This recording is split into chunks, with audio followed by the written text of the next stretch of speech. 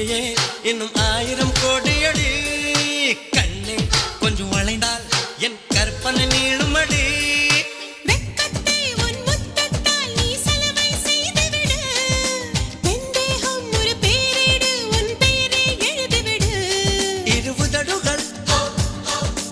எழுதுகோள்